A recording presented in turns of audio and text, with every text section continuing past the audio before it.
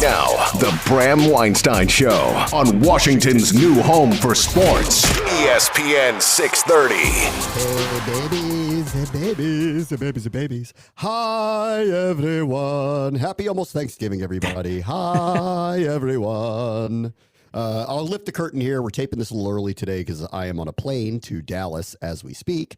And on our way for tomorrow's showdown, Commanders and Cowboys, which I'm scared about. I am very scared about the outcome tomorrow. Scared, yeah. Who knows? Like, I keep trying to psych myself up, Callow, with there have been weird things that have happened in this rivalry. You never know. And, but, you know, the most recent returns do not forecast a good outcome tomorrow. But, you know, who knows? Who knows? It's sports. Who knows? Yeah, I mean, my initial reaction is like the only way they're going to have a chance in this game is if they, run the ball against this defense, and that's not going to happen. So I've just kind of give me a close game and Sam Howell looks good. That is my ceiling for tomorrow's matchup against the Cowboys.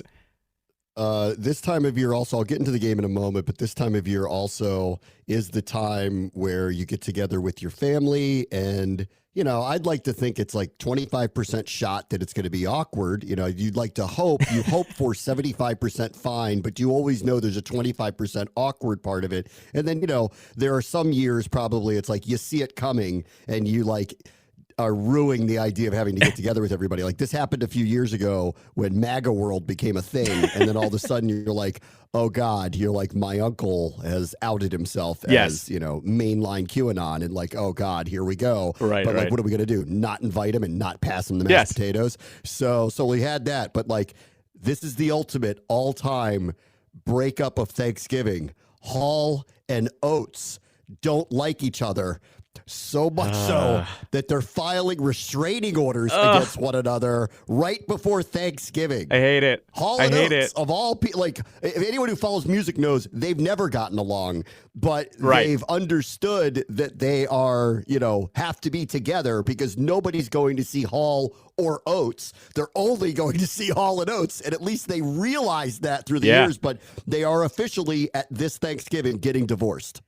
I'm more shocked it's escalated to this point because I've seen them perform. Funny enough, by the way, John Oates, because I live in Bethesda, he was performing at the Bethesda Blues Club a month or two ago, but was charging an outrageous amount of money. And I was like, bro, it's just you. This ain't Hall and Oates. It's just you. I am not paying that type of price to see you there.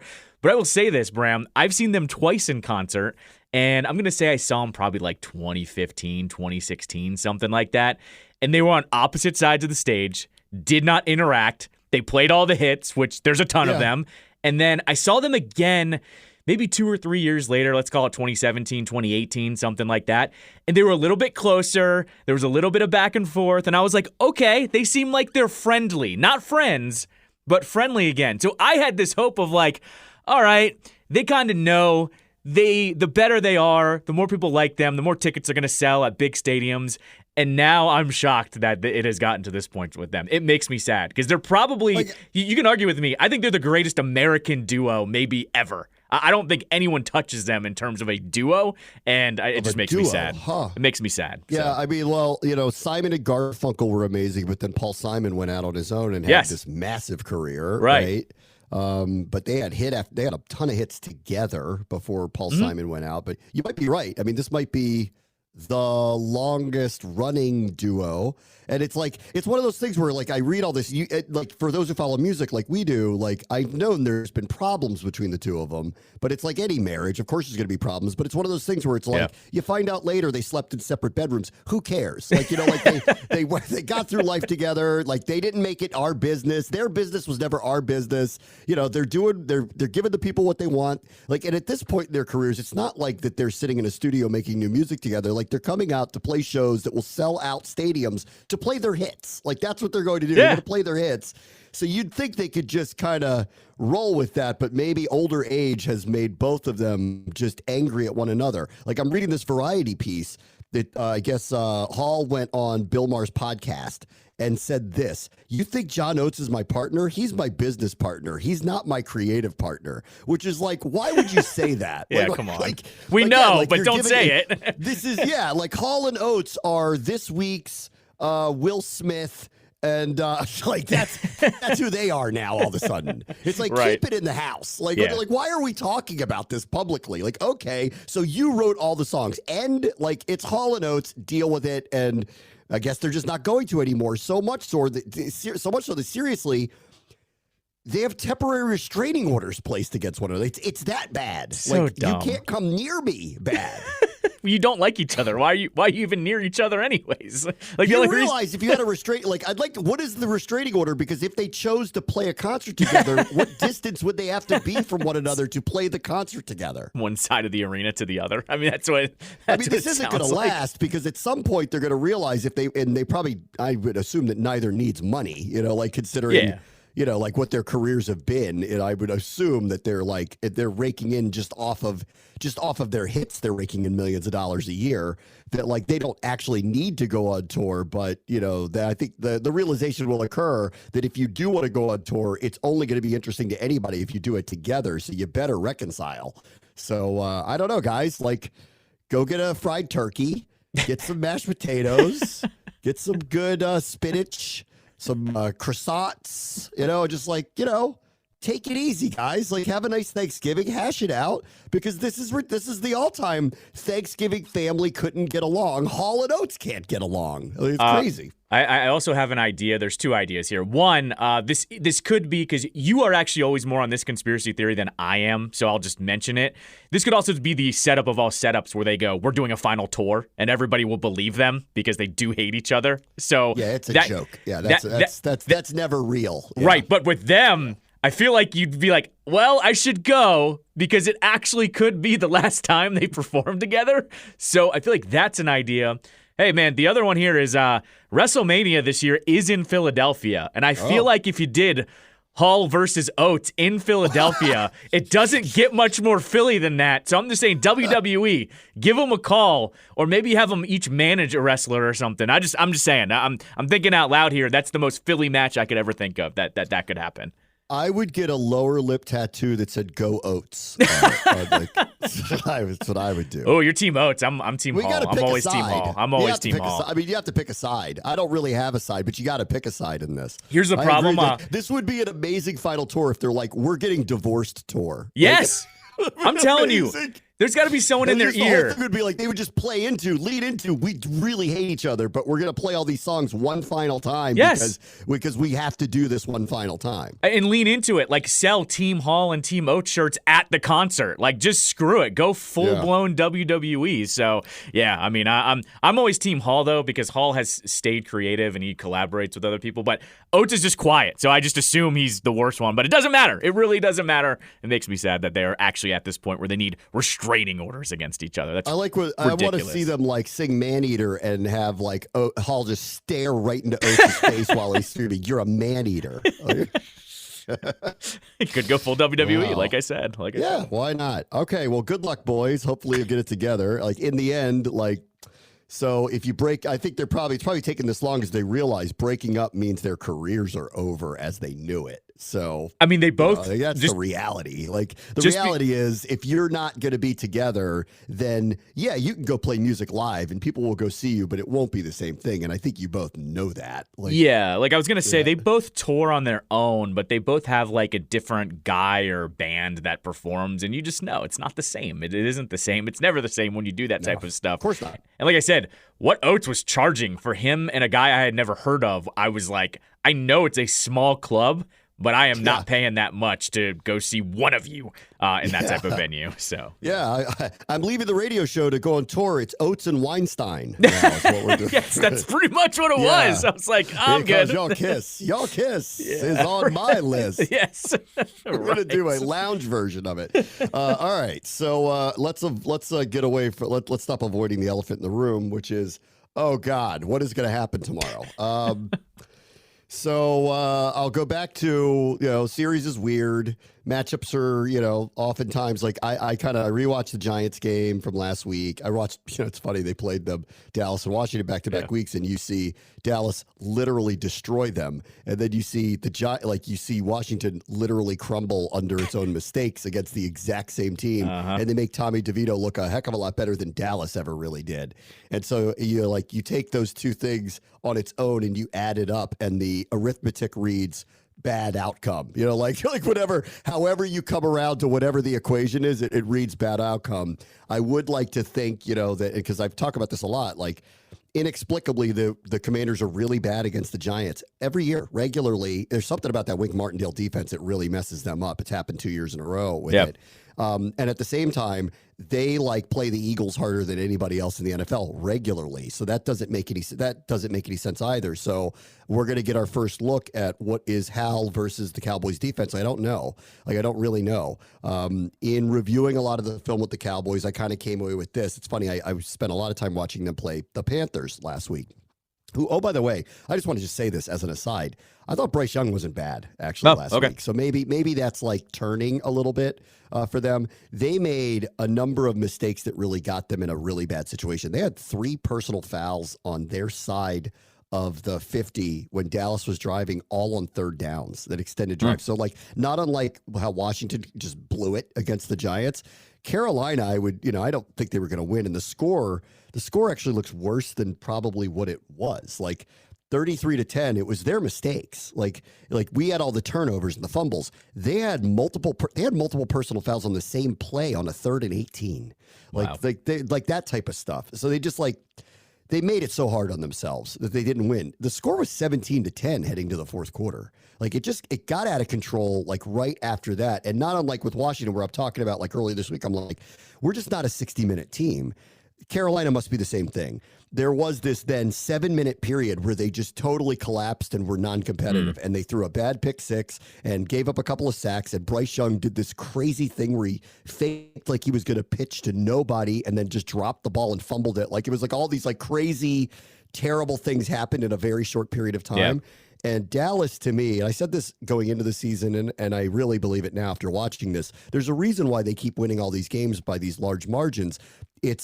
They could tilt you at any time. They're capable of scoring on all 3 phases. They've done so this year. They have a lot of defensive touchdowns. The numbers that are really, really stand out are, because I'm getting ready for the game. Since Dan Quinn has taken over as defensive coordinator, they lead the league in takeaways and defensive touchdowns. 83 takeaways, 83 in 2+ years, and 14 defensive touchdowns. And this guy, Duron Bland, this is a record for most pick 6s in a single season. He's got 4 already. So he could break that at some point the rest of the season if he's able to pull another one off. And, with our pass protection and the amount of pressure that's coming, this is what worries me. I've watched now a few times. 49ers really handled them, and Philadelphia really handled them. It comes down to running the ball against them. It comes down to shortening the game against them. But the scary part about playing them is that at any point in time, it's like a tilt play is about to happen, and their defense could score, or they blow up a drive with a sack. And I know what our issues have been with that. And so it doesn't read like we're going to play a clean game or we're going to avoid all the disaster plays that are likely to happen. So how do we get around that? I don't really know. I've got some ideas, but I don't really know. And so, listen, I'm not optimistic, going down there. What I do hope is that they aren't their own worst enemy again, because if they turn the ball over a bunch, they are going to lose 50-0. That's what's going to happen. It's not going to be like the Giants game. They're going to take advantage of it. They're going to score a lot of points. If they score on defense, it's going to spiral out of control. But assuming that what happened on Sunday was an aberration from all the turnovers, if that is the case, then I do expect the Commanders to be competitive with them. It's just Dallas has so many tilt moments in these games, and knowing what our mistakes have been, especially over the last month, it's hard to see a path to not having something really bad happen and then spiraling for a 5 to 7 minute period of the game. And that's the game. And that's how I kind of feel about what tomorrow probably will be. Yeah, the vibe I'm getting is kind of like that second Eagles game where maybe they even take the lead for a little bit, but none of us are comfortable. Everyone kind of knows what's going to happen. I think the first half, if they don't make mistakes, I think that's the biggest thing. If they don't turn the ball over or they can mitigate the mistakes, I think they keep it competitive for like a half. But I'm with you. Every single game, there seems to be like 4 drives in a row where it falls apart on both sides of the ball, where either the play calling's bad, so they don't move the ball, they go 3 and out, which we've said has been like probably the worst part about this offense is they go 3 and out at these inopportune times. And then the defense, they just get torched. Even if they're kind of trying to bottle it up in the first half, they're too good on the skill position, guys, for them not to get explosives, because when you have, as Travis Kelce would call them, jamokes and jabronis running all over you like the Giants did last week. What is CeeDee Lamb and Cooks and everyone else going to do as well, because they can actually play with Dak throwing them the ball? I think it's just going to be a matter of when, not if, they get those explosive plays. And like, look, if they keep it close and it's a, like, I don't know, 30-27 game and they lose and Hal looks good, that's like my best case scenario for tomorrow. Like, that's what I'm kind of looking to, because I just don't think they're going to be able to mitigate this. And not to mention, you're right, there's some weird things that happen in this rivalry, and they've gone to Dallas twice and beaten them, in Thanksgiving in recent years, but I don't see it happening. I don't see it getting weird enough that this team is actually going to be able to pull off an upset, unfortunately. So, yeah, and like, listen, like, this game screams run the ball a lot, and we just don't do that. Yes, now, right. Like, we've done it more, actually, in recent weeks. Actually, the last couple of weeks, Robinson's had a lot of carries. They did run the ball a lot more against the Giants and Seattle than they really have in recent weeks. Like, Robinson had almost 20 carries against Seattle. Like, they did run the ball a lot more against the Giants. This one screams this for a lot of reasons. One, I kind of want to shorten the game to try to limit our mistakes. Two, I don't want to be in 3rd and long passing downs for a couple of reasons. And this is what really, like, there's all these little, like, spots where you go, well, they're going to have to do this better to not let bad things happen. And they're also going to have to do this better. And they're also going to have to do this better. And all of them are jackpot plays for Dallas. It's like, last week, Kayvon Thibodeau did the same stunt move multiple times over and over and could have had 5 sacks. And Micah Parsons is doing that exact move over and over. And I'm staring at it going, and he's better than Thibodeau. And I'm like, this is not good, right? And then I'm like, Isaiah Hodgins is explaining how if you go up tempo on us and we don't substitute, we make a lot of mistakes and have missed assignments. And I'm staring at Cooks, Gallup, and CeeDee Lamb and going, that's not Hodgins, Darius Slayton, or Sterling Shepard. And I'm like, and the quarterback isn't DeVito. And so all of it adds up to there are going to be some rough moments here. Like, there's going to be, because the idea that they're going to clean all of that up in like in a 4-day period when it's been spiraling the wrong way all season, I think is being too optimistic to believe that any of that stuff is going to happen. So what do we do? Like, one, I think this does scream you have to run the ball. And the truth is, like, you can against Dallas. You can run the ball against them. And here's what I would say about it. Number one, like, since Van Der Esch has gotten hurt, and why I would be watching Shaquille Leonard to be signed by them, is they are a little undersized and very inexperienced at linebacker. So if you can hit a crease or two in the middle of the field, you got a shot for very good runs against them. And effective runs. And we've seen this. San Francisco's really good. It's hard to, San Francisco and the Eagles did it to them, but like, I don't want to put us in the same class as them. But so did Carolina. Carolina did it often. That's why the game was close. It was only 17-10 at the end of the third quarter. Like, it was close.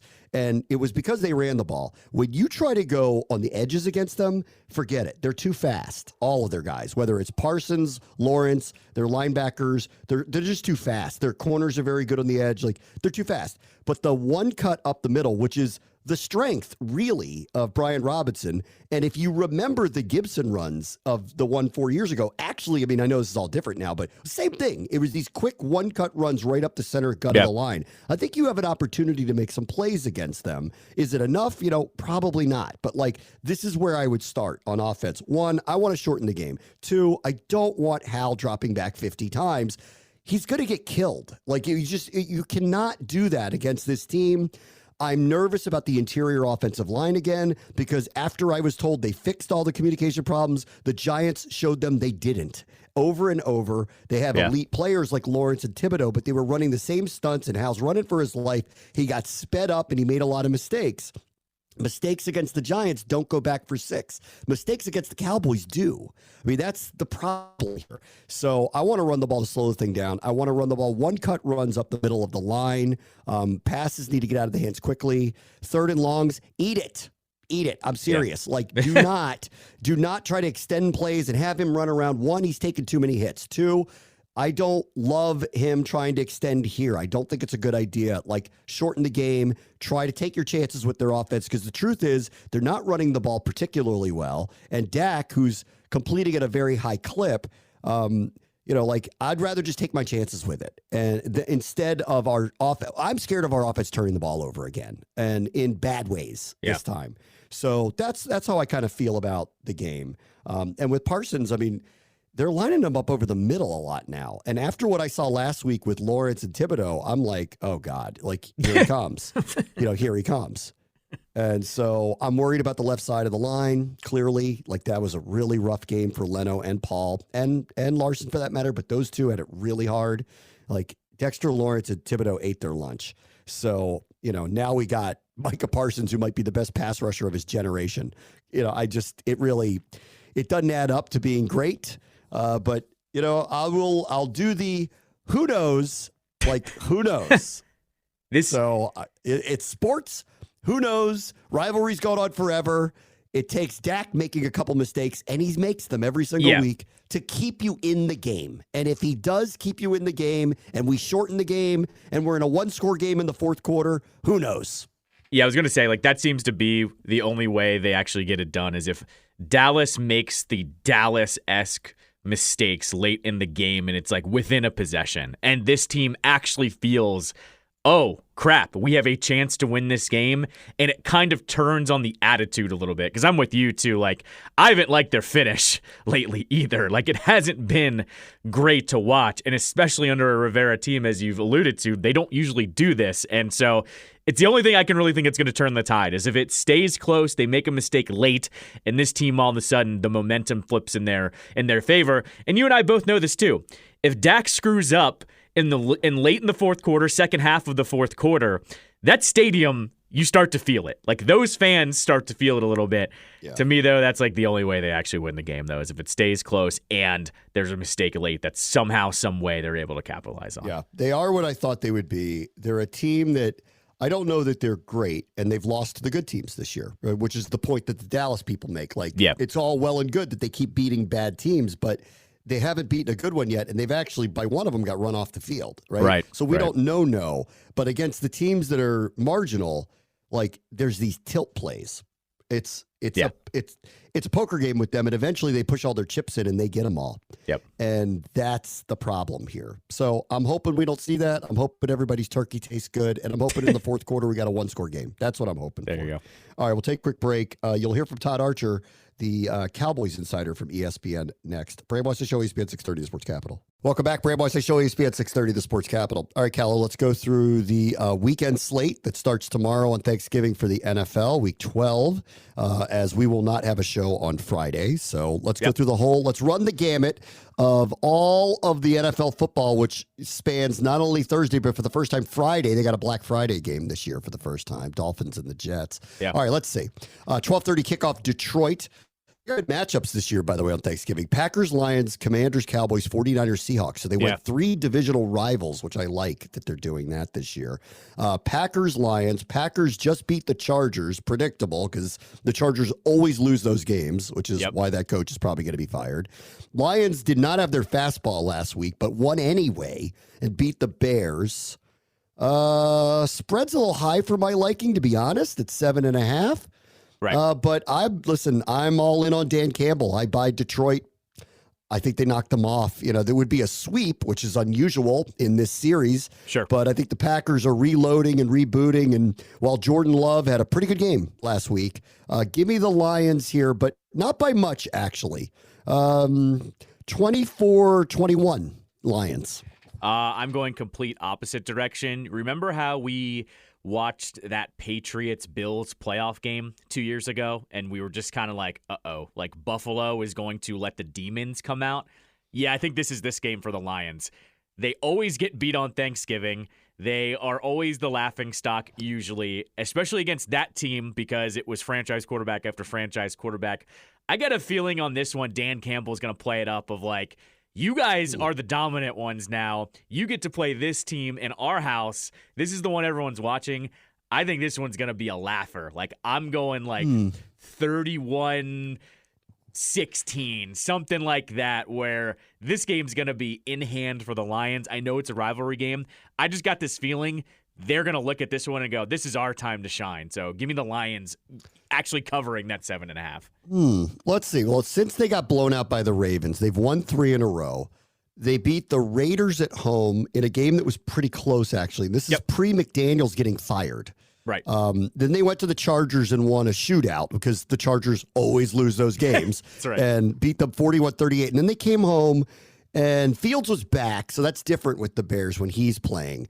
But they needed a big comeback late to win it. Sure. So I'm going to stick to my guns here.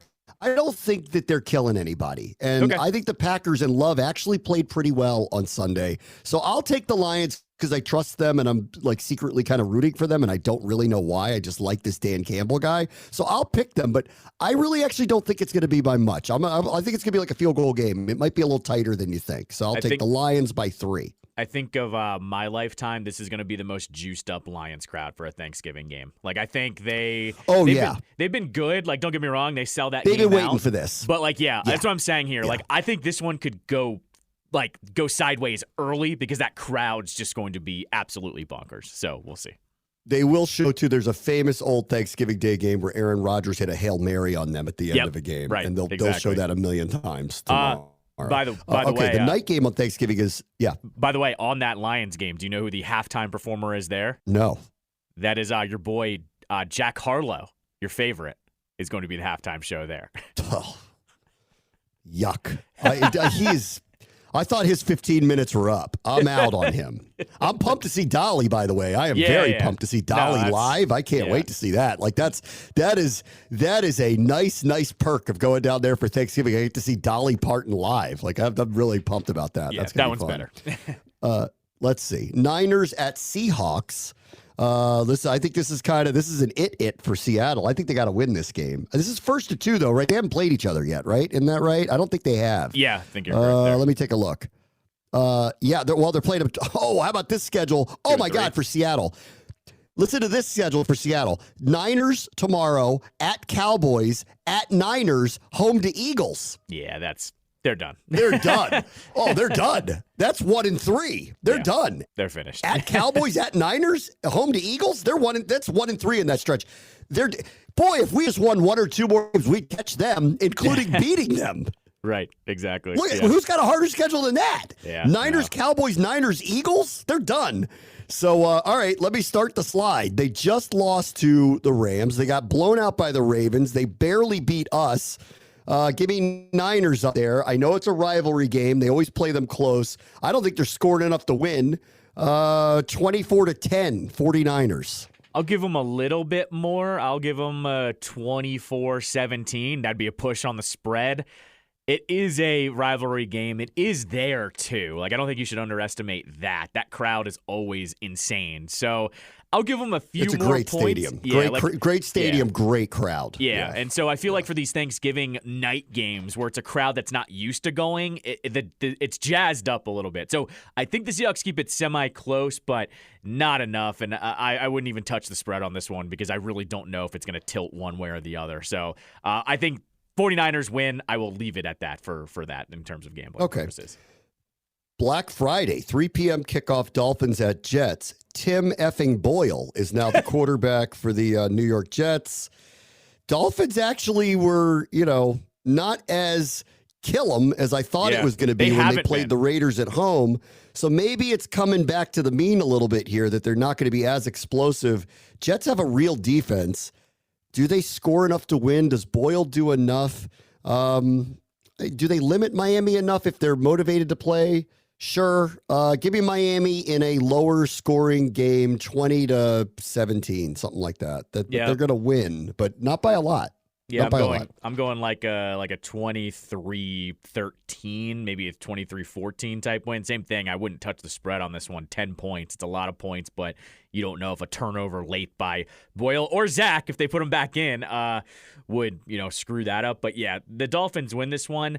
The interesting one is the spread, or not the spread, the over-under. It's only 41. Yeah, it's 40 wherever you're looking at. Yeah, like that's in the NFL, man, I always jump on that, but I just don't know. It depends how much the Jets are going to score to push that thing. I think I'm on this. This is a low-scoring game because if Vegas is calling this 40, the Dolphins could score 40 by themselves. Yes, right. So that's a very telling number. So I'm on it. 20-17. Fireman Ed goes home. Got it.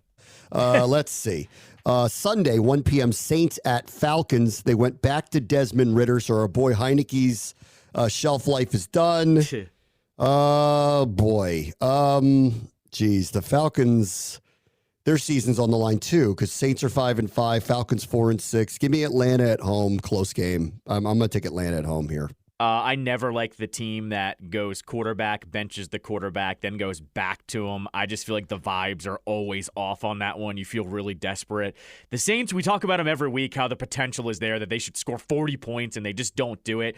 But give me one of these weeks where they finally score 30 points or something like that.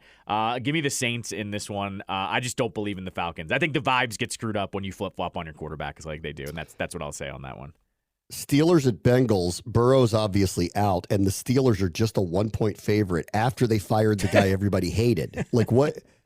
That doesn't feel right. So, and the over-under there is 34. Oh, my God. Give me Pittsburgh. I mean, if they don't respond to the firing of Matt Canada, then it wasn't a Matt Canada problem. So give me Pittsburgh here on the road. Yeah, I think they're begging you to take the Bengals. I will also take the Steelers here. I also think the over-under, I would go the over here. That defense does score. So I would say there could be a turnover on either side, and it goes all the way to the other way. But yeah, Steelers, I think, win this one. Bengals, same thing. The vibes are going to be completely off with no Burrow there. So yeah, give me Pittsburgh. Panthers, Titans. Like, you got to be kidding. Ew. Fine. Give me Carolina. I don't know. Go Carolina. Give me Carolina. I used pass. one of. I used that's a pass, but give me Carolina. I used one of my two. You get wins just because Mike Vrabel is Mike Vrabel. I'm going to use the second one for this season. Titans just win because Mike Vrabel knows how to beat some of these opponents that are beatable, and it is there. So give me the Titans to win. But I'm with you. Like, I wouldn't touch this one monetary wise. Buccaneers, Colts, pass. Give me the Colts, but I'm not confident in it. Like, again, so, let me know how that goes, boys. Buccaneers, Colts, Patriots, Giants. Yep. Oh, boy. New England road favorite. Oh, God. Who's the quarterback of the Patriots? Zappy? Is it Zappy now? I don't know. Give me the Pats. Pass. I have no idea. Give me the Pats. To answer your quarterback question, nobody knows. When Belichick was asked about it, he said he told everyone, quote, everyone needs to be ready to play. So he's not even saying anything. Great. So I don't know. Thanks. I'm going Patriots here. I don't believe in the Giants. I know they torched the Commanders last week, but it feels like that's one where Belichick figures out how to get them a win. Give me the Patriots in an ugly one. Over-under on this one, 33.5 points. Yeah, there's some ugly matchups this week. Give me the Patriots in like a 19-16 game, something like that in New York. Jaguars, Texans. What's a good one? So there's a good one. Texans, if they really want to, if they win this game, they'll have swept Jacksonville. So give me the Jags to win here and knock them off, send them a little bit back down to earth. I got the Jaguars winning outright this weekend. I got Texans winning this one. It's there. I think the momentum is real. I think Stroud is real. That crowd, too, that's always actually been like a pretty good crowd in Houston. I think they feel the momentum. Give me the Texans to sweep the season series against the Jags. Broncos are a favorite at home against Cleveland. I think that's very telling. Give me Denver to continue winning. They started 1-5. They're now 5-5, longest winning streak in the league right now. Yep. Give me Denver to knock off Cleveland and a young quarterback there. Russ is looking better. Probably a close game, probably low scoring. 20-13. Give me the Broncos. Yeah, agree with you on that one. Broncos momentum is real. Browns, I don't think they're feeling it anymore. Give me the Broncos. Rams Cardinals is an ew. Give me Kyler. I'll take the you take the bus. I'll take the bus with them. I'll take them over the Rams. Whatever. Again, pass. But you know, Chiefs Raiders. Give me the Chiefs. Ain't losing 2 in a row. Correct. They're gonna beat that. They're gonna go out there and win. I don't know by how much. I don't think. Like I said, going into that Monday night game, their offense isn't functioning like it used to. Not yet, at least. Sure. But they're not gonna lose 2 in a row. Give me the Chiefs to go win out in Vegas. I think that'll happen. Bills and Eagles ought to be a great one. Can the Eagles, off of that win, Philadelphia, show up and just beat Buffalo? Will Buffalo make enough mistakes to make it happen? Buffalo looked like themselves for at least a week. Give me Philly at home. They just keep winning. And until proven otherwise, I'm not going against them. So give me the Eagles at home to win. Agree. Probably a relatively high-scoring game, something in the high 20s, low 30s. I would say yes. Eagles definitely win at home. I will say over/under, and this one's high, 48.5. I'm going to take the under on that one simply off the Bills' turnovers of what's going to happen. I think it's going to get close, but give me the under on that one. Eagles definitely win at home. The Bills make too many mistakes. And the Eagles, as we said yesterday, the Eagles just wait for you to make mistakes to beat you. So I'm going to go with that. They're going to wait for the Bills. They're going to wait for Josh Allen to screw up and end up getting a win at home. Then Ravens Chargers. Look, I mean, the easy pick here is to take Baltimore. I think if this guy's got any life left in his coaching life, he has to win this weekend. So give me the points with the Chargers, and maybe they knock them off. It is a West Coast trip for Baltimore. Sure. Baltimore has lost a couple of games almost inexplicably and in ways I didn't expect. Mark Andrews going out is a big deal. Give me. I'll trust the Chargers to keep their season afloat here because they have to. So I'll trust them this weekend. I absolutely do not trust the Chargers. That's the wrong word. I don't trust them. I'm just going to go with they're at home. West Coast trip, their season's on the line. Yeah, I'll put my support behind them because of those reasons and those reasons alone. Ravens are a machine lately. Just give me Baltimore straight up. I wouldn't touch the spread. The Chargers seemingly keep every game close, then blow it. I'll just take the Ravens here straight up over the Chargers. All right, we'll get back to Commanders Cowboys next with our weekly visit with John Keim. Bram, watch the show, ESPN 630, the Sports Capital. The Bram Weinstein Show on the new ESPN 630. All right, time for our weekly visit with John Keim of ESPN and the John Keim Report. 4-7, John. I could have been sold a lot of different outcomes this year. I didn't see this one, especially I didn't see the defense being this porous. So I don't know where you are at this point heading into the game on Thursday. I think I'm in the same spot. I think it'd be really hard. You go back to the beginning of the year, and whether or not people were sold on this defense or we were sold as a top 10, as a firm top 10, top 5 unit consistently. But I certainly didn't think they'd be a bottom 3, and they're certainly a bottom 3 statistically and on the field. Like it's the play matches the stats. So I didn't expect that, and because of that, like if you had told me this scenario, I think we talked about this last week too, if the offense is playing a certain way, what do you think their record would be? And I think it'd be reversed, 7-4, given when you look at the way the schedules unfolded, the way the Giants were playing going into those games that they lost to when the Washington lost to New York, given the loss to the Bears, it would be reasonable to think that, you could be 7-4, maybe at worst 6-5 if you split with the Giants.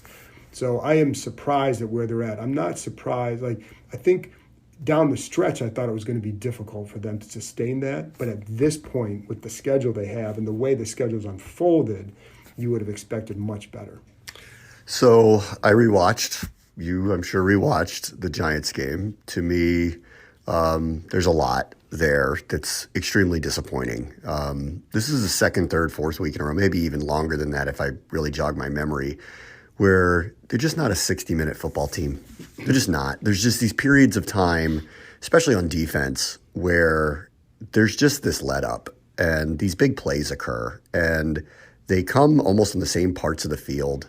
And then there's missed tackles and it's frustrating to watch, frankly. I mean, really, from my perspective and my position, obviously, it's very frustrating. From your position, it's probably a different point of view. But from my position, it's very frustrating to watch.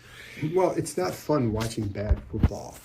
I don't care what your role is. Even the reporter, you're supposed to be neutral.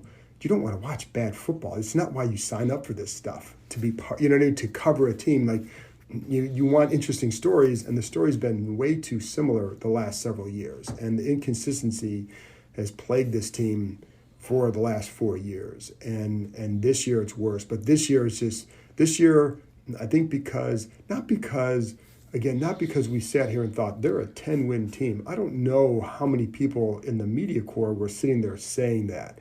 But in that 8-9 win range, yeah. Sure. Yeah. And then when you're in that range, it's like, well, hey. You get a break. You get a break. Like you get the Giants are struggling and banged up, or maybe you get one team, you catch them on a day where they're injured or whatever. Right. And you can get to that.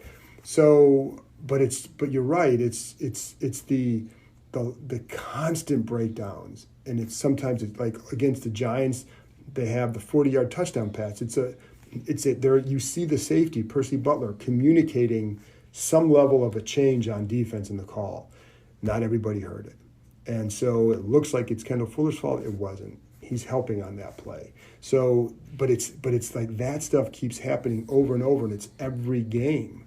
And so it's hard to it feels like if you're plugging a hole somewhere, water spouts out somewhere else. That's what's been happening with the defense. Yeah, and it's hard to watch. It's surprising. And I think there was a really damning quote from Isaiah Hodgins after the game where he talked about why the Giants went with tempo, why they went with certain route combinations, because they saw the mistakes consistently. And it's really interesting the last few weeks, and it was very noticeable that Mac Jones and the Patriots offense, which has been woefully inept and turning the ball over, played with tempo against them. Didn't try to shorten the game, played with tempo against them. Seattle did the exact same thing, even though they've been apt to turn the ball over a lot in recent weeks leading into the game. And then the creme de la creme is an undrafted rookie free agent who threw for 86 yards in his first start with a makeshift offensive line coming out and running tempo against them because they knew they would catch them making mistakes. It's a pretty major indictment of the whole operation on that side of the ball. It's damning, and I agree. And it's funny because you going back to that Patriots game, and I remember asking Jack Del Rio, Ron Rivera, in the week after the game, were you they only gave up 2 explosive plays in that game, I think it was. I said, yeah, but were you concerned because there were multiple chances for others? I said, well, no, because they didn't complete them. Well, my thing is, yes, you should have been because they're there every game. And if that was a one-off, I would say, okay, yeah, you got fortunate. But when you see it every game, you know that a better offense is going to hit those plays. And that's what we saw against the Giants. I wouldn't even consider the Giants a better offense. But when you consistently leave guys open, guys are going to hit them. I don't care if you're Tommy DeVito, Danny DeVito, or whomever. You're going to hit. Well, maybe Danny DeVito wouldn't hit it, but bottom line is, somebody's going, an NFL quarterback can hit an open receiver most of the time. And that's what they're giving them. It's one thing to lose on a play, if a corner gets beat, but Benjamin would say, Juice, if you get beat on in the front part of the end zone on a back shoulder fade against A.J. Brown, hey, what are you going to do? Yes, you play great players sometimes, and great players make great plays, and you live with that. Yes, but in this case, it's the constant breakdown. It's the constant, it's the tackles at the top of if the play is getting to the safety, it's already messed up on 2 levels. But the safety's got to stop it, right, and make sure that you tackle. That hasn't happened enough. And then, sometimes, again, then the communication's not heard by everybody, or maybe it is, and they're confused by the call, or they thought it was something else. Whatever it is, it keeps happening, and it's not, you reach a point with this group, it's not going to change because the coaches are the same, the players are the same. No, I mean, it's clearly not going to change it's such an indictment, that 2 of the worst offenses in the NFL, New York and New England, and one that was really struggling, Seattle, because of turnovers by its quarterback, they ran tempo, didn't try to shorten a game against them. They were not concerned about their offense. They're concerned about their offense against everybody else but them. Yeah. And it's a really, really, this is the thing, Bag. You told me in August we'd be sitting here at Thanksgiving, and that's what we're talking about with this defense. I never would have believed that. And I don't know if that's a structure problem, if that's a growth and development problem, if it's a player problem, but clearly the whole operation is off when the worst offenses in the NFL, with, in particular, a quarterback who wouldn't be playing if it wasn't for injuries and isn't even a drafted player, is lighting you up. It says everything about you and not about who you're playing. And that's the hardest part of this whole thing. And that's what I'm very nervous about going into Dallas tomorrow, where they're taking on a Pro Bowl caliber offense who scores a lot of points very quickly. And what's that going to look like? It's going to look like a disaster. I don't know any other way to put it, because short of causing a lot of turnovers, which they haven't done enough at all. And it was one of the things that was supposed to have been fixed when you draft Emmanuel Forbes. That's part of what you're trying to get is more takeaways, and they're not doing it. And so you have an offense in Dallas that is one of the best in the NFL at creating 20, plays of 20 or plus more yards. They have a receiver in CeeDee Lamb who has the most catches of 20 or more yards. And you're now facing a defense that has given up the most receptions of 20 or more yards. Well, we know what's going to happen. And the other thing that scares me in this game too, and it's highly disappointing for this defense, because we've been waiting for this defense. Like last year, they were a good defense for a lot of the year. And it wasn't just because you're facing bad quarterbacks. It was because they were playing consistently. They weren't giving up the big plays in the second half of the year. And you thought, oh, they can build on this, and they haven't. And it's an organizational failure, from whether it's identifying or misidentifying players, not keeping certain guys, expecting something to happen with the front four that hadn't happened yet, and or maybe you didn't coach them well enough in the previous 3 years. It's all of that. In the secondary, there are changes there with the coaching staff. So they're just all of it. And then to top it off, Bram, you have a defense that applies a lot of pressure and is creative with their looks. And they have Micah Parsons. They're going against a pass protection unit that has given up a lot of pressure. Yeah. You mentioned the staff. I'll bring it up for a minute. This is very in the weeds, but like a few weeks ago when the secondary was struggling, Chris Harris's name kept popping up that he's not here any longer, and he had an opportunity and he left and he took it, and that he's missed in the room. And then I look at the offensive line this year, and I believe it mainly is a function of the investment that they've put into it. That what are you reasonably expecting to get out of players when this is what you're going to pay and the draft capital you're going to put into it? Like, you have to have an expectation of what you're getting here, unless you're getting it lucky and get hits on every single one of these players, which clearly has not happened. But John Metzko isn't here either, and he seemed to kind of hold things together for them. They have a young, inexperienced offensive line coach out there. I mean, I don't know what to make of that either. That like maybe this is part of it. That like some of the staff changes that occurred were detrimental to this season as well. Possibly. I will say, like, Chris Harris brought a lot of energy. I always enjoyed watching him coach because of that.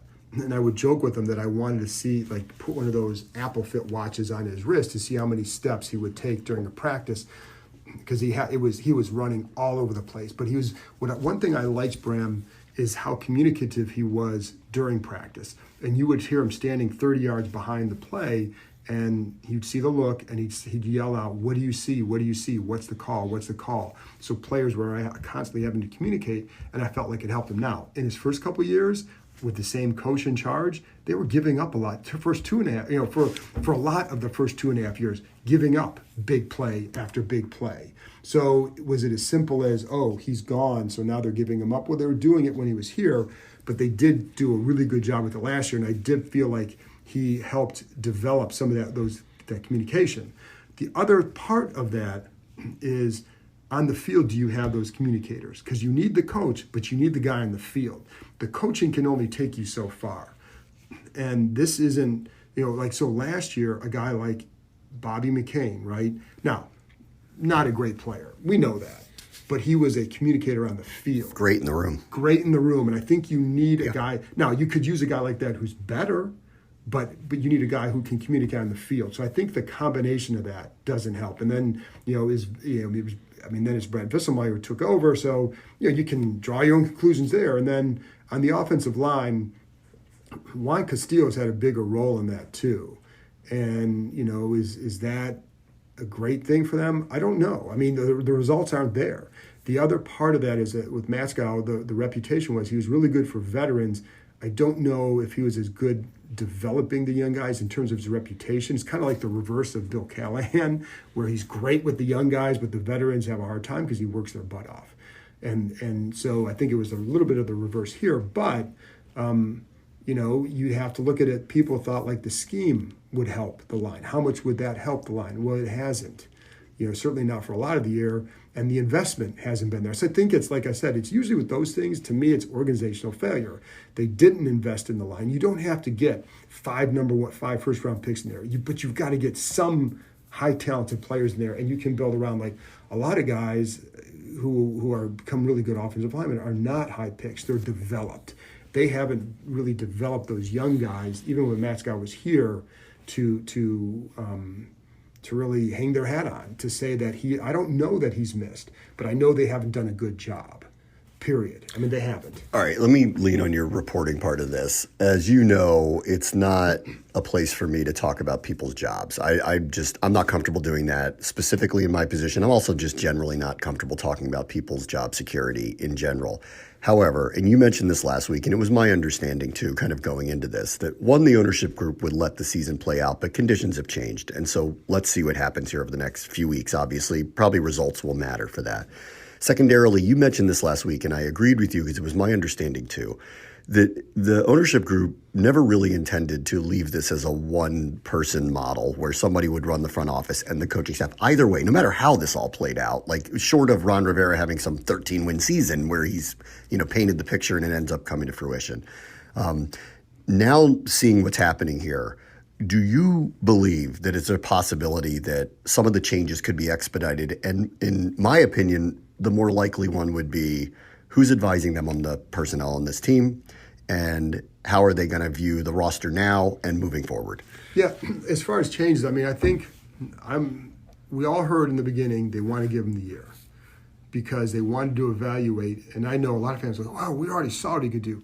This owner hadn't seen what he can do working with him. I was basically told that was going to happen. Yes. Not directly from Josh Harris, I want to be clear, but like through ownership, they basically said, don't believe all these things that we've made decisions. We haven't. We're going to give him an opportunity. Correct. And I heard that from multiple people, and there was a desire because he wanted to judge him on his own merits, not by how he wasn't Dan Snyder, because what if you get in here and realize once Snyder and that is all gone, the distractions are all gone, what is the result? Is it better than what it's been? And the answer to date is no, it clearly isn't. So I think, have things changed? I don't know. I don't know that, it had been, I think if they had beaten the Giants, I think you're still looking at probably going to get to the end of the year because you keep alive that illusion of, well, if one more win here and upset here, now you're back in that playoff hunt. But at this point, it's changed. And if they go out and lose to Dallas, and let's say then they have, Miami the next week, if you're 4-9, it's a wrap. And I think at that point, it could just be, rather than have the distraction of the next several weeks be all about when is he going to fire him, is he going to fire him, then maybe you could make a move then just because, do you want to spend the last several weeks talking about this, having that be the primary topic versus looking ahead to the future as, is he going to get fired? What's he waiting for? And then it turns to who's next. So I think, that's the one thing that I wonder about there, Bram, is that would they do that in part just to get started? You can't go out and you can't interview someone before that. It doesn't give you a jump start, but maybe it could be for them just, do you want to shift the conversation? How about the front office part of it, though? I think you were under this impression, I was too, that no matter how this plays out, that those jobs are probably going to be split up, no matter what. Even if Rivera came back as the head coach of the team, that feels unlikely right now, but who knows? We'll let the season play out. But the front office part of it, I do wonder who's been advising them up to this point. They did have some influence at the trade deadline. Have they already started looking at those types of candidates? What are they looking for? And knowing what they know now, I do think for the last 6 weeks, it's become imperative that they need to have a full judgment of what's on this roster right now because there's a lot of decisions that will have to be made. There's a lot of expiring contracts. There's a lot of cap room to work with. I think whoever those people are or that person is going to be, that might be expedited here. That's how I would think about it if I were in the ownership group right now. Yeah, and listen, there's no doubt, anytime you're in this situation, anybody in charge has a list of people they'd be interested in, right, as far as taking over those responsibilities. So that's one thing. So they clearly would be prepared to know who they want to go get. I know that's not all that you're talking about. But yes, I know that Josh Harris has always been a hire the GM, he's in charge of the coach guy. That's how he's done it for his other teams, the Sixers and the Devils. And so that's how he's going to do it here. I mean, that's something that I know that he has talked about that as well. So that's going to happen too. And then as far as, judging the roster, well, those are ongoing discussions with people currently here. So it's not like, so they can have their own sense. I don't know that you're going to, the other part of it is you're usually with these situations, you don't fire everybody right away so they can write up their evaluations of their players, right? The individual coaches. Some of them are going to remain to handle those chores if and when that happens. Yeah. And so that's part of it. You're not. I doubt you let everybody from the front office go. So they're going to be able to shape and guide some of that. Yeah. And then some of the other stuff too. Then you're right. It does. It will. But this is how it is. Anytime you change a staff, you have to expedite those decisions. So let's say you bring in a coach, in early or mid-January, and they're going to get started right away on it, and you do have a little bit of time before you get your free agency, so they're going to have to watch it very closely, rely on the reports that are here, and maybe some of the coaches who are here, or front office type. So it's not easy, and then it also depends, what offense or defense are you running? Do these guys fit? That's going to play into it as well. But there are a lot, and I think the good thing for them is it's also about, they have $90 million cap space right now, and they have five picks in the first 3 rounds. That gives them a good base to build on. I mean, it is the interesting part of it. I never wanted to have these conversations this early. I never thought we would. I'm just surprised the season has gone the way it has to this point. I thought this game would matter a lot more, at this point of the season than it really has. But the reality is, and I don't know that he did this by design, but Ron Rivera has left whoever is going to be making these decisions a pretty open slate to reshape the roster as they see fit. There's a tremendous amount of cap room here. There's a lot of now early picks that are available to them. They all look like they're going to be high picks, between the Bears and Washington as well. There's a lot of expiring contracts. So you're not stuck with a lot of money with players that may or may not fit for what you do. Whoever does come in here is going to have a relative clean slate, to make some decisions. There's not a tremendous amount of money committed to big contracts on this team. So this is going to be, in my opinion, a very attractive place for someone who wants to reshape a roster because they're going to have the ability to do it very quickly here. I think the other part of that, too, is you have an owner.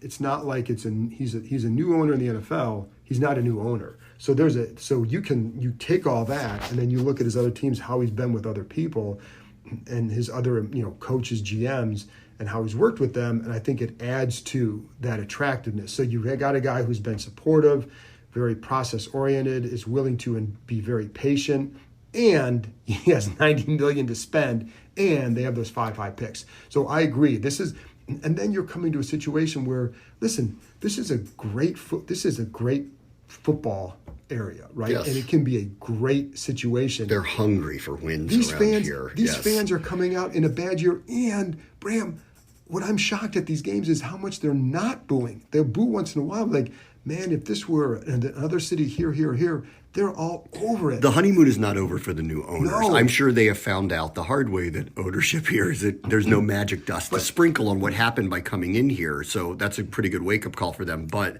nobody is blaming them, which is what the past used to be here, is that, well, we just can't win because of what's at the top. No one feels that way. Everyone feels like they are going to be part of positive change. It's just not going to happen fast. Right. But going back to it, too, I think you could, if you're a coach, you can say, if you go in and win there, your stature is pretty high. Because they've been dying for something positive for a long time here. So I think you add it all up. And despite the name change, it's still a historic franchise.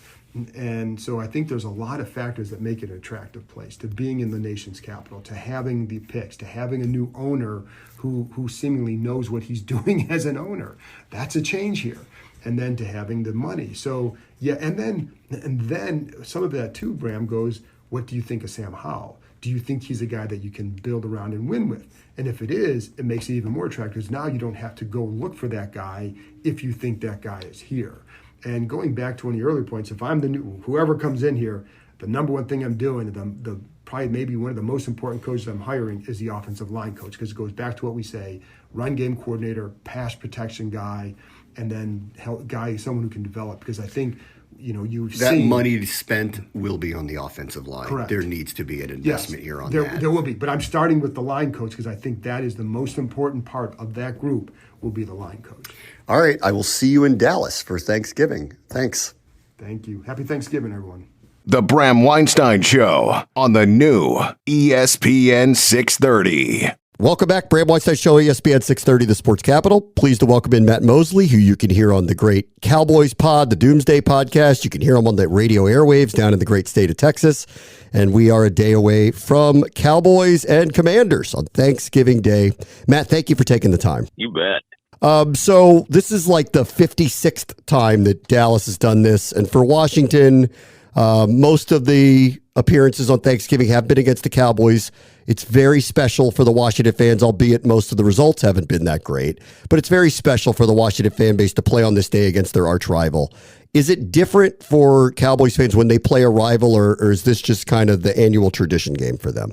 I do think there's something about playing Washington that, especially for longtime fans, that feels different. And I was for many years wrote for the Dallas Morning News, and one of the first big stories I remember doing was on the Mad Bomber. They called him Clint Longley. Yeah, and it was a famous game. 1974.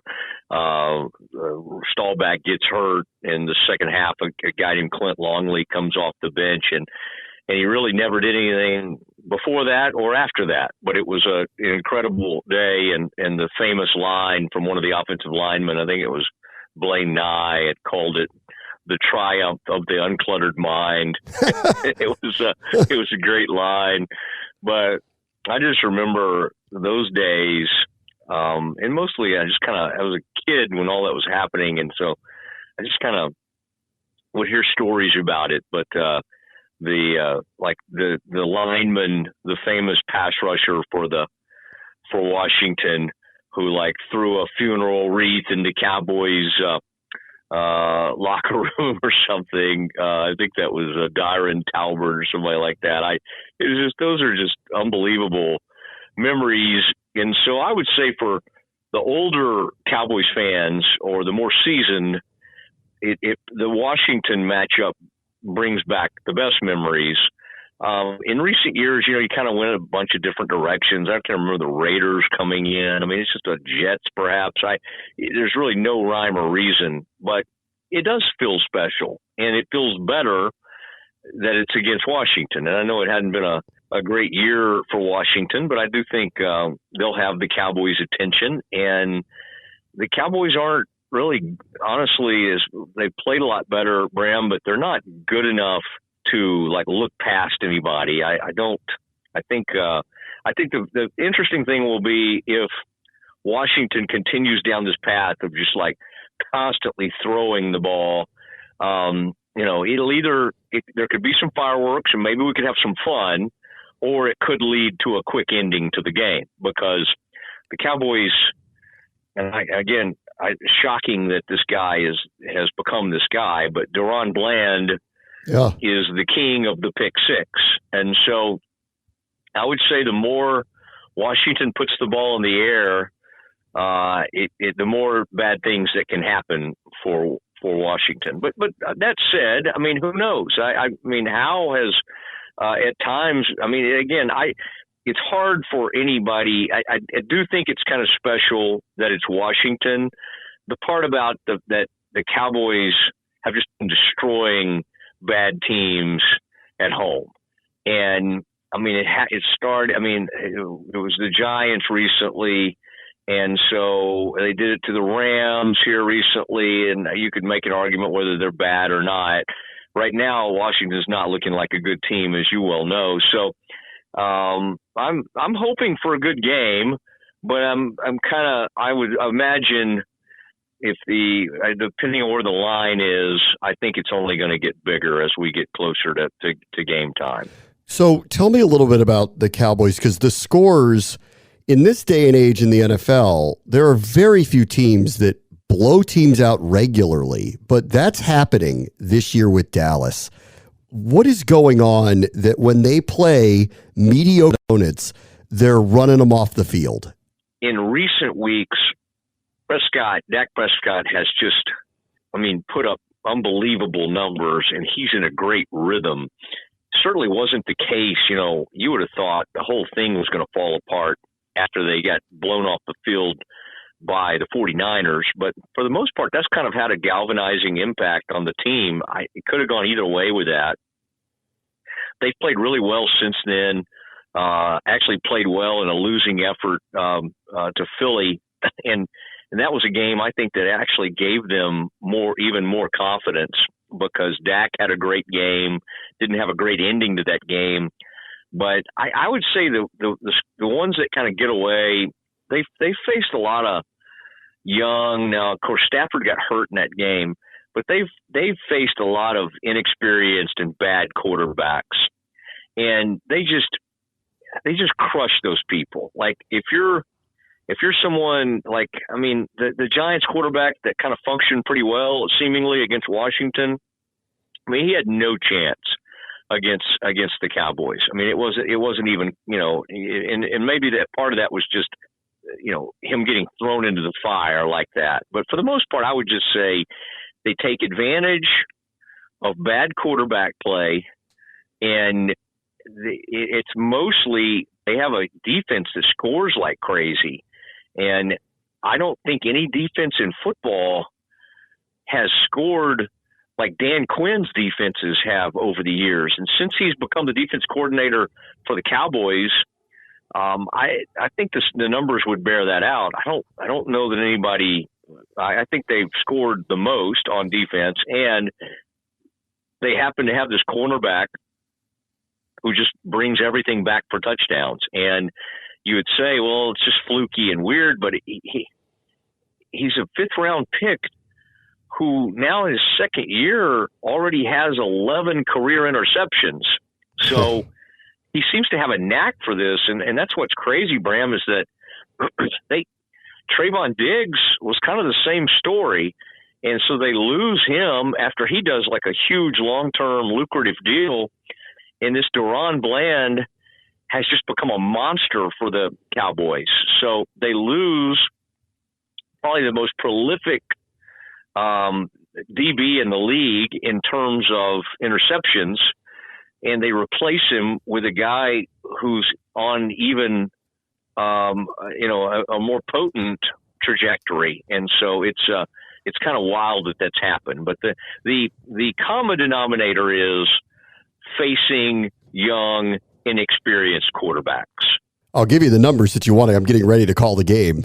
Since 2021, since Dan Quinn took over, they have 83 takeaways and 14 defensive touchdowns, both of those categories most in the NFL. Is that the scheme? Is that Micah Parsons and the personnel? What do you attribute to this level of what is really astronomical success on that side of the ball? I think Quinn certainly, they've been fortunate because he's been a candidate for some of these head coaching positions.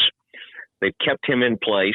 That's always been, it's been a little uncomfortable in the past because, there's some thought that maybe he might be a better head coach than McCarthy, but they've made it work. And I just think they play to it. They know it's their strength. And part of it is Parsons is a once-in-a-lifetime type player. Quinn has done an incredible job moving him around. If you think about it, he arrived for the Cowboys as an off-the-line, off-the-ball linebacker, and yet he now lines up kind of all over the place, including lately a lot over center. Huh. And whether they're stunting, the twist, the stunts, the different things that they do, he's so fast, no one can. And they have other players, Sam Williams being that, Dorrance Armstrong, DeMarcus Lawrence. Fowler's a good player.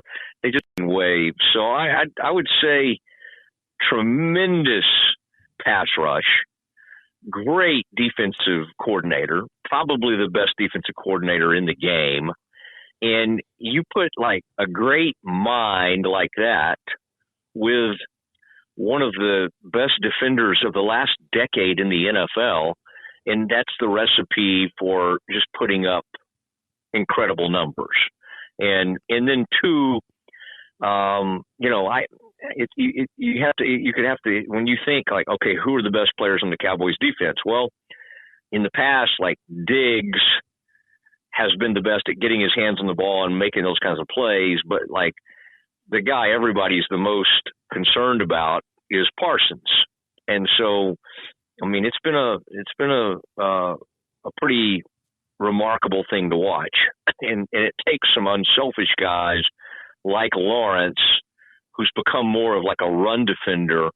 But I just think Quinn is a perfect combination. I mean, again, how good would he be without Parsons? Well, I don't know, but with him, he's pretty incredible, and he puts people in great, and they've done it, Bram, with like losing some good players. Like they lost Diggs, they've lost Van Der Esch, and in fact, and of course, every time a player gets cut or released or whatever, like what the Colts did with Shaq Leonard today or yesterday, everybody wonders, okay, the Cowboys going to bring him in, and part of the reason with Leonard, they have had some inexperience at linebacker, but even the guys that they're using, Damon Clark, who was probably, I don't know, he was not a huge draft pick. Marquise Bell, who is a safety, who's playing linebacker. I mean, those guys have been great. So part of that is, you're fortunate to have, but part of it is just Quinn knows how to utilize people. And so I think that's how you end up with unbelievable numbers like that. All right, let me ask you about the other side of the ball. I was a little surprised, maybe you weren't because you follow it every day, when Kellen Moore was relieved and Mike McCarthy took the play calling back over. One, what did you think of that decision? And now 10 games in, what do you make of the Dallas offense? I wanted to see what Kellen would do with Herbert. And quite honestly, while some of the numbers I think have probably been good, the Chargers aren't doing what some people, including myself, thought they might be able to accomplish with Kellen Moore. I think the intention with Mike McCarthy, I thought it was a little weird even when they hired McCarthy to basically tell him he's not calling plays, because that's how he'd always been the most comfortable. So to truly find out if he's going to be your head coach moving forward, and again, verdict's still out on that. I mean, if they lose in the first round of the playoffs, then we're all back having the same conversations. But you kind of hated to see him get fired without ever getting to do what he feels like is his biggest strength, and that's a play caller. Now, Aaron Rodgers and others might disagree with that, and I think their relationship obviously was not great toward the end of his time in Green Bay, but they had some great moments together. And so I think what was interesting is I think he thought what he was going to have to do this year is lean on the defense and really lean on the running game. And the absolute, I mean, the defense part of that is true, but the opposite has happened on offense. They now, I mean, it's all on Dak, and anything they do in the run game, they have to throw open the run game. And so it's been fascinating to watch. But the good part is Mike's adapted pretty well. Now, that said, they played well against the Eagles in a losing effort, but they got crushed by the 49ers. So while they've looked impressive and done some incredible things on both sides of the ball, this is one of those teams that nobody will really care until they do it against big-time teams and actually beat those teams. But it's kind of like years and years ago when the Patriots had Randy Moss and it looked like they were going to have the perfect season. The Giants played them late in the regular season and played extremely well in a losing effort. And the Cowboys I've heard little murmurings of something similar coming out of that Eagles game, that they really feel like they found themselves. And the one thing I'll point to on the offense when you're calling this game, Bram, is like Dak functions like a million times better when he has a tight end that he trusts. And he's Jake Ferguson. And for a while, it didn't look like he had that guy. And Ferguson and even this young Schoonmaker who caught a touchdown last week and Dak Romo had Witten. Maybe it's something with Cowboys quarterbacks. Obviously, Aikman had Novacek back in the day. I guess Danny White had Cosby. If we want to go way back, Roger had Dupree. If I'm going to keep this thing going, and Danny, by the way, I would just say that Dak has functioned like just way better having that presence, and now it's opened things up. Now that said, CeeDee Lamb has emerged as one of the best receivers in the game, and I just never felt like, I always thought he was flashy and fun and an exciting player, but I never thought of him like, I always thought Amari Cooper was more of a guy you trusted week in, week out. Well, CD's becoming that player who truly is putting up huge numbers every week. And that is something they really lacked, even when Cooper was here, quite honestly. To have like a big-time headliner receiver and then to have a really good young tight end. So what's weird is Pollard, who was thought to be like this huge weapon for the Cowboys, lately has been like third or fourth option at best. Not that I expected you to, but you're not painting a very pretty picture for us on Thanksgiving Day as we take on the Cowboys tomorrow. Matt Mosley, you can hear him on the Doomsday Podcast, and you can hear him on the airwaves down in the great state of Texas. I don't know if you're going to be at the game, but hopefully I'll run into you if you're at the stadium. I'm looking forward to Thanksgiving Day, Commanders and Cowboys. Thank you so much, Matt. Bram, Jerry always puts out a great spread. I'll be there, and so I'll be looking for you. I would love to get to visit with you in person. So happy Thanksgiving, safe travels, and we'll talk to you soon. All right, thank you. Back after this, Bram Weinstein Show, ESPN 630, the Sports Capital. The Bram Weinstein Show on the new ESPN 630. Welcome back, Bram Weinstein Show, ESPN 630, the Sports Capital. Paul, we're running out of time to talk about college football. We're running out of time. Rivalry, Paul. I hope my turkey tastes nice down here in old Mrs. Paul. A lot of fried turkeys, I'm sure. Friday, Egg Bowl. Ole Miss, Mississippi State.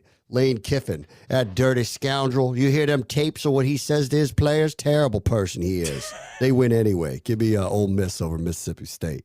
TCU, Oklahoma. Don't care. Give me Oklahoma. Okay. Iowa, Nebraska. The over-under's 26, buddy. Ew.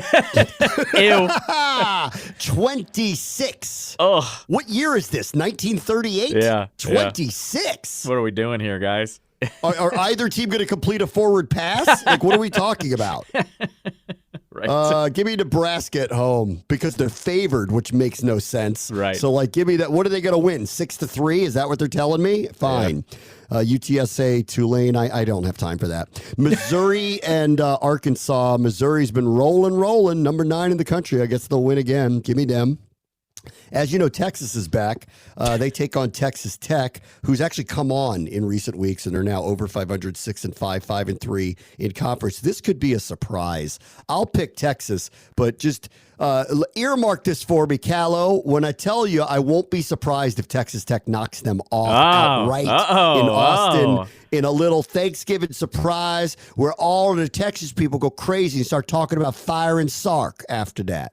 So give me Noted. I will officially pick Texas, but I am going upset alert, as the College Game Day people would say, on Texas Tech might pull this off. Got it. Okay. Fair enough. Let's see. Penn State, Michigan State. Penn State ought to win. Michigan State's is a S show, so I would assume they're going to win. Oregon State, Oregon's a very good game. Yep. Oregon State near missed Washington. They have to go to Oregon. Bo Nix is suddenly very much in the Heisman, discussion. if he has another big one, especially in this moment, because they'll be back in the conversation to slip into the playoff when either Michigan or Ohio State loses this weekend. Oh, give me Oregon at home because they are at home. I bet the game's relatively close. I'm surprised the spread's 2 touchdowns, so Vegas doesn't think it's close. But all right, so I'll take Oregon. Give me Oregon. Yeah, I think that's high, too, because Oregon knows they've got to kind of really show out for this if they want any shot of cracking into the top 4. So I'm not shocked that they're favored by that much. They really need Washington to lose. Yes, really what they correct. need to have. Because, like, the injury to the Florida State quarterback, they already dropped them out of the top 4. So they basically said, even if you go undefeated, we're probably not going to put you in there, which means Alabama or Oregon is going to take their spot. Potentially Texas, too. But I'm going with, you're going to see this weekend, Texas isn't going to look that impressive. By the way, therein lies their problem. That's so funny with Florida State, by the way, because all the talk yesterday was, they're not going to factor in that the quarterback got hurt. And then the rankings comes out. It's like, you definitely just factored that in, buddy. It's so funny. It happens every year, though, where they're like, we're not going to take injuries into account. They do every single year. It's so funny. They didn't have a choice. I agree. But the discourse is just always really funny that they're like, no, we're not going to do that. Whack, out of the top 4, essentially. So let's see. I'll get to the game in a minute. Kentucky, Louisville. Give me Louisville at home against them in a rivalry game. Texas A&M, no Jimbo at Brian Kelly. And they're probably down there going, how do we get that deal and kick him out of here? Yeah, right. So they might want a Jimbo BK. That's a possibility. Give me LSU and that quarterback who's killing it down there. Give me LSU to win. Okay. Alabama will beat Auburn and handily. Auburn just lost to an out-of-conference team that they paid almost $2 million to show up and play. So they're going to get roasted by Alabama. Arizona's going to beat Arizona State handily. I'm surprised the spread is only 10.5 because Arizona is actually very underrated good, and Arizona State is not underrated bad. BYU at Oklahoma State. Give me the Gundy boys to win there. Tennessee over Vanderbilt. That's chalk every year. Liberty is ranked and undefeated at UTEP. I don't care. Washington State at Washington. I don't think Washington State's good enough to pull this off. So Washington's going to head to the Pac-12 championship game after a home win, undefeated. So they'll be 1 win away from, I don't think they're going to be able to take them out of the playoff. I think they're going to have to put them in. Yeah, so they're 2 wins away from it happening. Florida State without the quarterback is just a 6.5 point favorite at Florida. Give me the Gators. I'll take the Gators for an upset, and that will end the conversation about it. So just give me the Gators to win in the swamp. Notre Dame's at Stanford. Notre Dame should win. Georgia Tech. Georgia Tech's actually been better in recent weeks, but not enough to beat Georgia's. Too many NFL players on the Georgia team. They'll win. Clemson, South Carolina. Beamer's turned his thing around. He's just 5-6, but he's not going to be over 500 after this week. Clemson's also turned it around, shutting everybody up. So I'll take Clemson. Iowa State, Kansas State, give me KSU. Carolina, NC State, I don't know. Whatever. Let me know how that goes. And then, of course, the game, 12 o'clock, Saturday, Big House, Ohio State and Michigan. I'm not, unlike some people, I don't really have a rooting interest here because I don't care for either program. Yeah. Two, you could sit there and tell me Jim Harbaugh and the Michigan program's the villain here. That ain't Mr. Clean over there on the other sideline. Right. So, to sit there and be like, oh, well, now I'm rooting for them would be just, these are all dastardly people who do dastardly things, and one of them got caught this time. Next year, it might be them. So I don't have a favorite here either way. I don't like either quarterback all that much. I do appreciate that the Michigan players are acting like they're in a cult, like they've got a cult leader. The crowd's going to be interesting up there. Sure, yeah. I think Ohio State, oh, man. I don't know. After seeing Michigan last week, I don't think McCarthy's that good. Give me Ohio State to knock them off and laugh at them, and there's going to be weird crowd reactions. Weird crowd reactions. Give me Ohio State in a classic. 23-21 at the buzzer. 23-21 Ohio State. I'm going to go Ohio State, and they actually win comfortably. I can't believe Michigan even let it stay that close against Maryland last week, knowing what we know about Maryland. Give me Ohio State to win a 30-20 game. It's not going to be a blowout, but I think they win comfortably here. I think Ohio State wins. I'm going to go at the buzzer, and then Michigan's going to complain they should be in the playoff anyway, and they're not going to be put in, and that's going to be hilarious. Yeah, exactly. Like, hilarious when they just kick them out because they're like, we want nothing to do with the cloud that you guys are going to bring with you. Exactly. Let's see. Since this is our last show before the weekend, as we won't be on the air Friday, let's go through what else is going on. I was not going to look up what the Wizards are doing because I don't care right now, but they do start 6 of 7 on the road and tonight with Charlotte, so I did do my job. 6 of 7 on the road, that's not going to go well.